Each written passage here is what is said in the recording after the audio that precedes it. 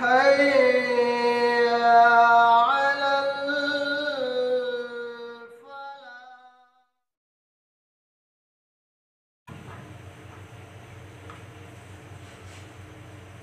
الحمد لله رب العالمين والصلاة والسلام على رسوله الكريم وبعد. أعوذ بالله السميع العليم من الشيطان اللعين الرجيم من همزه ونفثه ونفقه. بسم الله الرحمن الرحيم. ولكل وجهة هو موليها فاستبقوا الخيرات أينما تكونوا يأتي بكم الله جميعا إن الله على كل شيء قدير.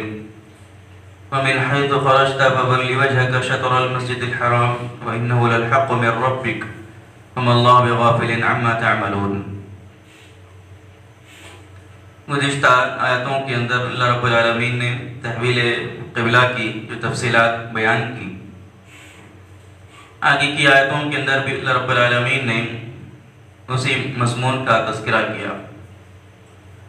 فرمایا کہ وَلِكُلٍّ وِجْهَةٌ هُوَ مُوَلِّيهَا فَاسْتَبِقُوا الْخَيْرَاتِ کہ ہر شخص کا اپنا ایک قبلہ ہے، وہ اسی کی طرف متوجہ ہے، لہذا آپ خیر اور نیکی کے کاموں میں آگے بڑھتے رہیں گے. اینما تکونوا یأتی بکم اللہ جمیعا، آپ جہاں کہیں ہوں گے اللہ تعالیٰ تم لوگوں کو پا لے گا. اللہ رب العالمین ہر چیز پر قادر ہے. اس آیت کریمہ میں اللہ نے بیان کیا کہ ہر شخص کا اپنا ایک قبلہ ہے، وہ اسی کی طرف متوجہ ہے. اس کا مطلب، اس کا مفہوم یہ ہے کہ اللہ نے بیان کیا کہ دنیا کے اندر جتنے مذاہب ہیں اور جتنے ادیان ہیں، ہر مذہب ہر دین والے کا اپنا ایک قبلہ ہے، وہ اسی کی طرف رخ کرتے ہیں.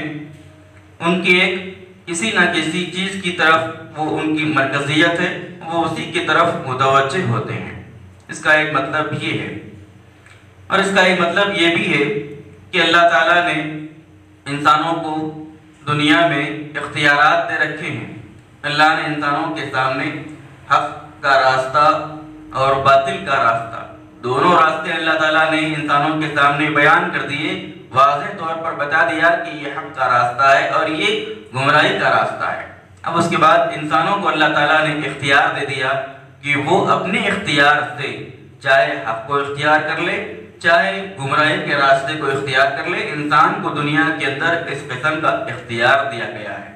لہذا اس اختیار کو استعمال کر کے بہت سے لوگوں نے اپنی الگ شریعت، اپنا الگ منہاج، اپنا ایک الگ دستور اور اپنا ایک الگ دین بنا لیا ہے.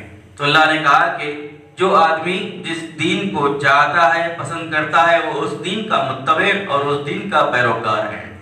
لہذا اے نبی کریم صلی اللہ علیہ وسلم، آپ خیر اور نیکی کے کاموں میں آگے بڑھتے رہیے. جو بھی کام اللہ رب العالمین نے کہا کہ جہاں کہیں تم دنیا میں ہوں گے اللہ تعالیٰ تم کو پا لے گا، یعنی نیکی اور خیر کے کاموں کو کرتے رہیے. اور یہ جو باطل ادیان، یہ باطل جو راستے ہیں، ان سے ہٹ کر اللہ رب العالمین کے بتائے ہوئے ہدایت کے راستے پر چلتے رہیے. اللہ رب العالمین ہر چیز پر قادر ہے. پھر اللہ نے قبلے کے بارے میں ہی، تحویل قبلے کی ہی کے بارے میں اور ایک حکم دیا اور فرمایا کہ وَمِنْ حَيْثُ خَرَجْتَ فَوَلِّ وَجْهَكَ شَطْرَ الْمَسْجِدِ الْحَرَامِ، آپ جہاں کہیں نکلیں اپنا چہرہ مسجد حرام ہی کی طرف کر لیا کرے. وَإِنَّهُ لَلْحَقُّ مِنْ رَبِّكَ، اور یہ آپ کے رب کی جانب سے برحق ہے.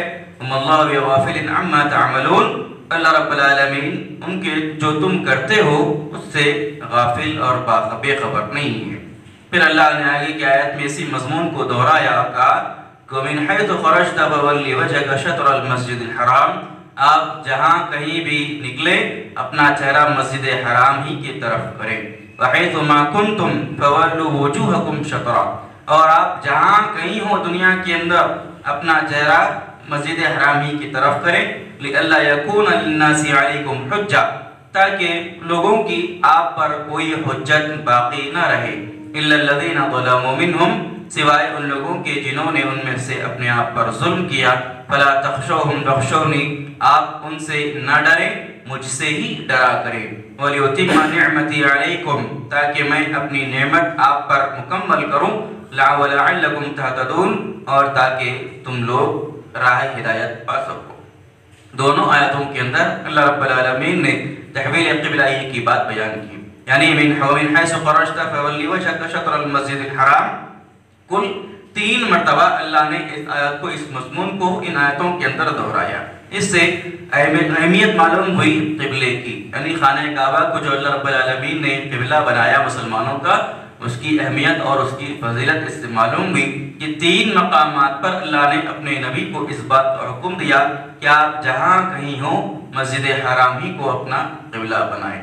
پھر اللہ نے کہا کہ لِأَلَّا يَكُونَ لِلنَّاسِ عَلَيْكُمْ حُجَّةٌ، اور اللہ نے یہ قبلہ اس وجہ سے بنایا کہ تاکہ لوگوں کی کوئی حجت آپ پر باقی نہ رہے، یعنی یہ یہود اور یہ نصارہ یہ تانا آپ کو نہ دیں کہ ہماری کتابوں میں تو محمد صلی اللہ علیہ وسلم کا آخری نبی کا جو قبلہ ہے وہ خانہ کعبہ ہے، لیکن تم لوگ تو بیت المقدس کی طرف نماز پڑھ رہے ہو، لہذا اس قسم کی حجت باقی نہ رہے، اسی لیے اللہ تعالیٰ نے تحویل قبلہ کیا اور مسلمانوں کو خانہ کعبہ بیت الحرام کی طرف رخ کر کے نماز پڑھنے کا حکم دیا۔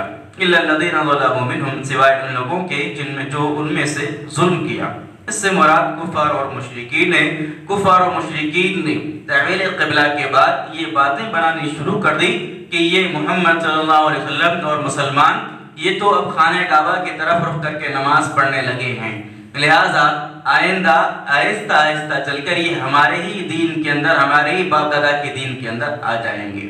یعنی یہ تانا تھا ایک اللہ کے رسول صلی اللہ علیہ وسلم کے لیے اور مسلمانوں کے لیے، اس بات کا تانا تھا کہ بیت المقدس کو چھوڑ کر خانہ کعبہ ہی کو انہوں نے اب قبلہ بنا لیا، کیونکہ کفار و مشرکین جو مکے کے تھے وہ خانہ کعبہ کی تعظیم کرتے تھے، اس کا احترام کرتے تھے اور اب اپنے آبائی دین پر وہ قائم تھے اور اسی پر فخر کیا کرتے تھے۔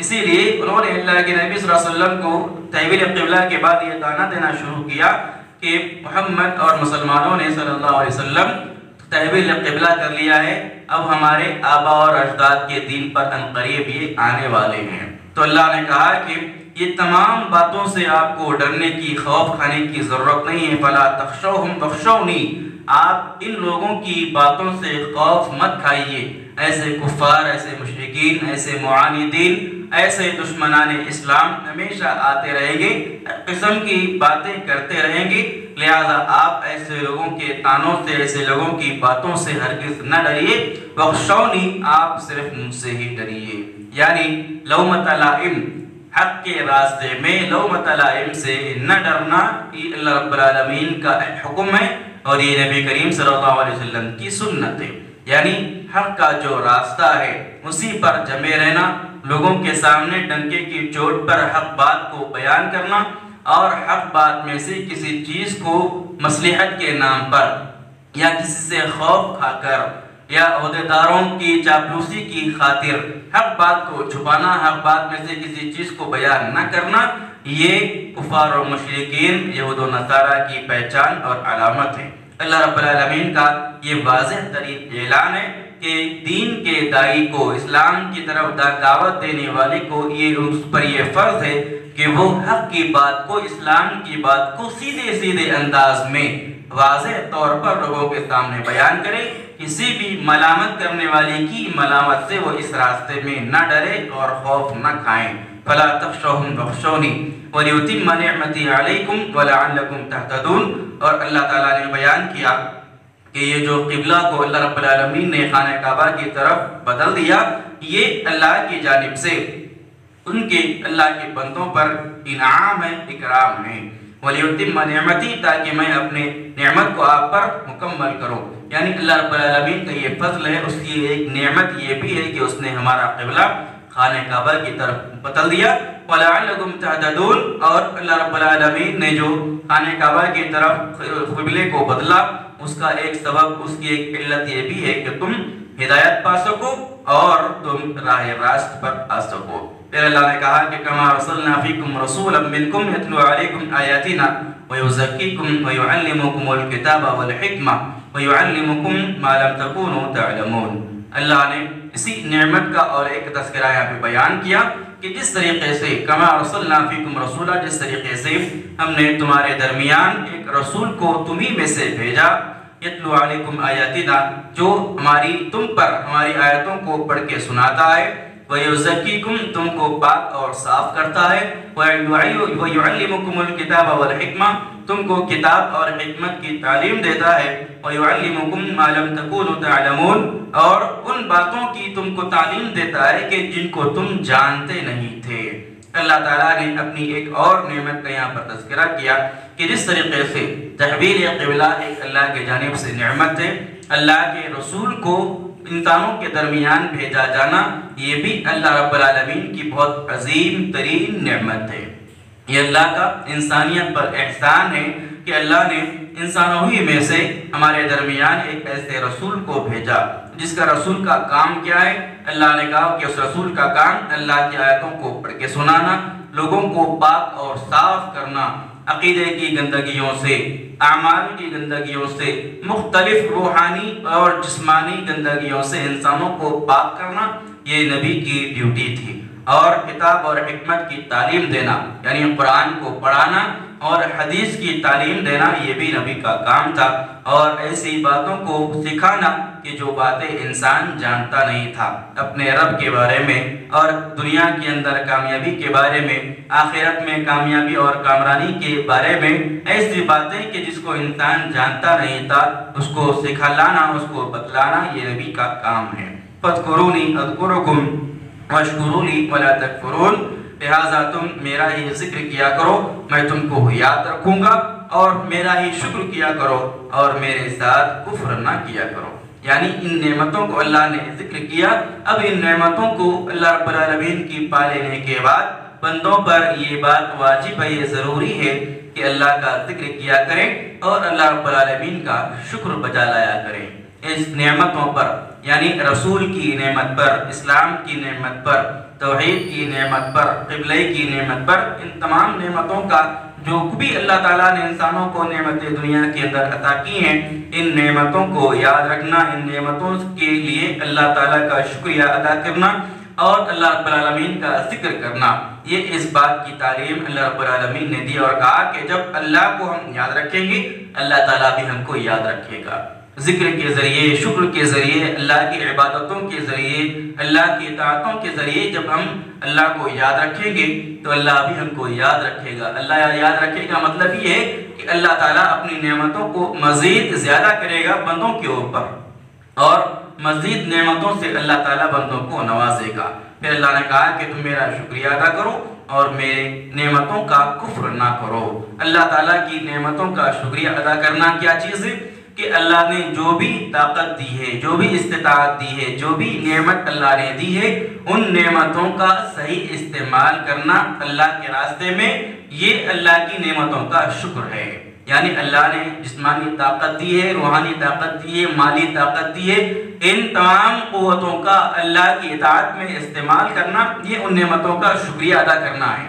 اور نعمتوں کا کفر کیا ہے کہ ان تمام قوتوں کو، ان تمام اللہ کی نعمتوں کو غلط چیز میں استعمال کرنا، غلط راستے میں استعمال کرنا اور شیطان کی راہ میں استعمال کرنا، اللہ کی کفر اور اللہ رب العالمین کی معصیتوں میں استعمال کرنا، یہ نعمتوں کا کفر ہے اور نعمتوں کو جھٹلانا ہے۔ لہٰذا اللہ نے دوسرے مقام پر بھی کہا کہ وَلَئِن شَكَرْتُمْ وَلَأَزِيدَنَّكُمْ، اگر تم شکریہ ادا کرو گے نعمتوں پر تو اللہ تعالیٰ مزید نعمتیں تم کو نوازے گا۔